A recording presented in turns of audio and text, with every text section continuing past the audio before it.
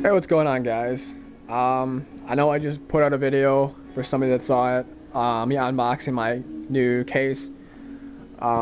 Just kind of see. I just kind of wanted to jump right into it and get building, and I didn't have a whole lot of time to get it together, so I kind of wanted to get going. Either way, you get to see the finished product, and here it is. This is awesome. I love it. But yeah, so let's get to it.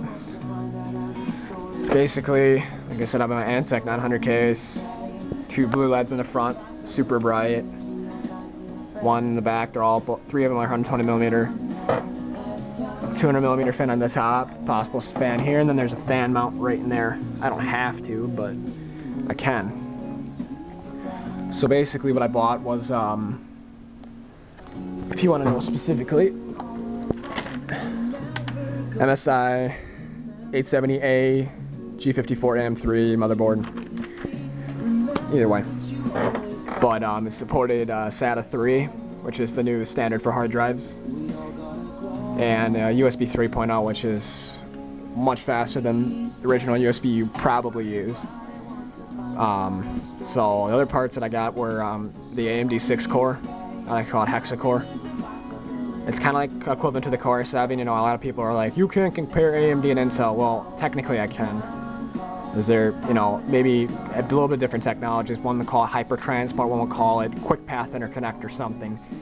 They have different names, but they're kind of the same idea. So either way, I kind of got a comparable processor to the Core i7. I haven't tried overclocking it yet, but once I get a new fan for the CPU, because they gave me a basic stock and I didn't have enough money to put into a better cooler, which I will.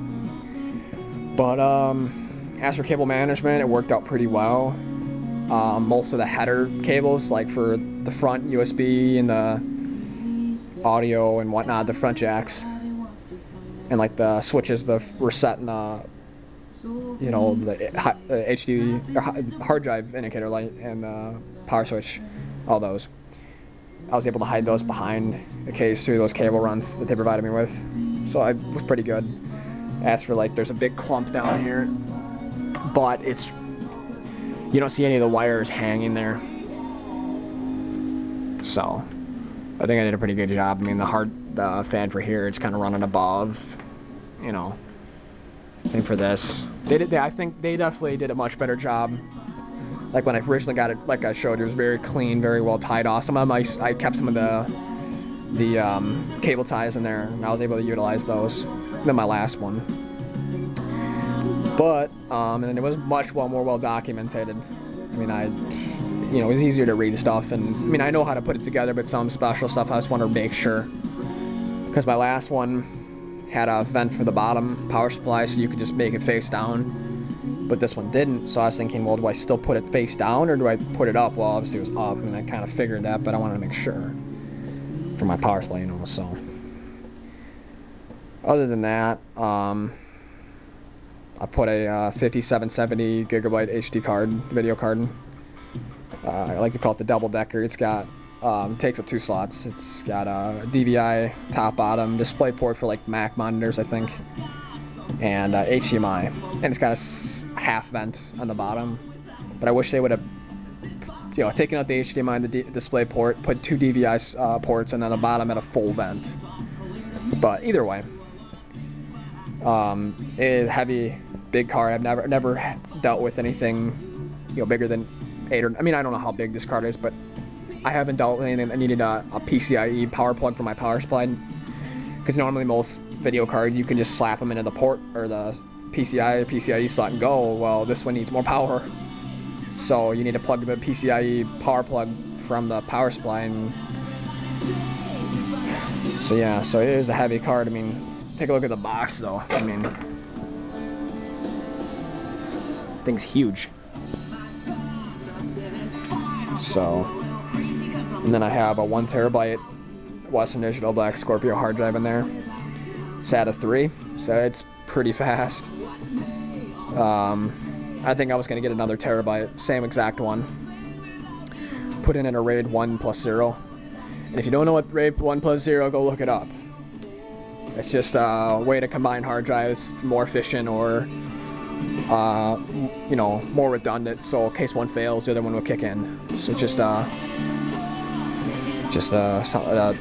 don't know what to call that type of thing that was designed for hard drive purposes. But as for cooling wise, I like the fact that these two fans are here for intake, because my hard drive bays are right behind it, so it keeps it cool.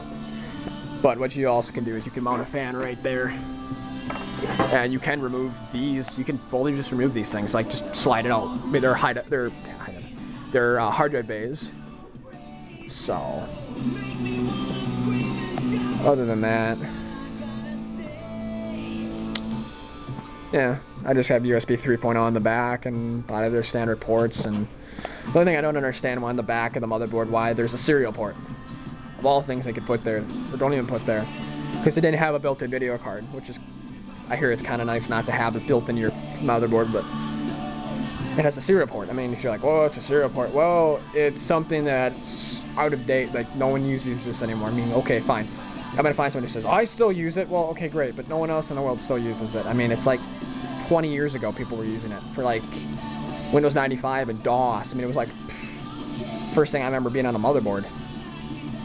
Built-in port, you know, it's like it was usually meant for mice or modems. We still use mice, but you know, I have like 5 or 6 buttons on the mouse and it's USB. You know, serial ports aren't gonna be able to handle that.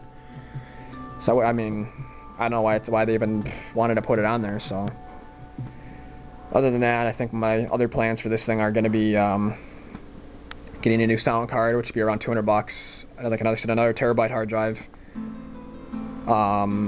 An Xeno Pro lag killer network card. It has like its own built-in processor and like a small amount of memory, like 120 meg of DDR.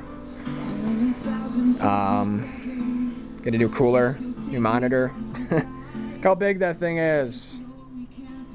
So I need to get a new one. But other than that, this thing runs very, very well. It's cool, quiet. Once I switch out that fan with probably like an H50 all-in-one water cooler, this thing will be dead quiet. And like I said, it's much cleaner, much more professional. I think I did a much better job. Loose ends tied up. Everything looks great, and I'm really happy about this. So yeah, so I just kind of wanted to show you guys my work, and I hope you enjoyed it. So if you have any questions, you know, about building or whatever, or if you happen to live in Wisconsin, you want me to build you one, and I'm building a few for free, let me know. So either way, thanks for watching.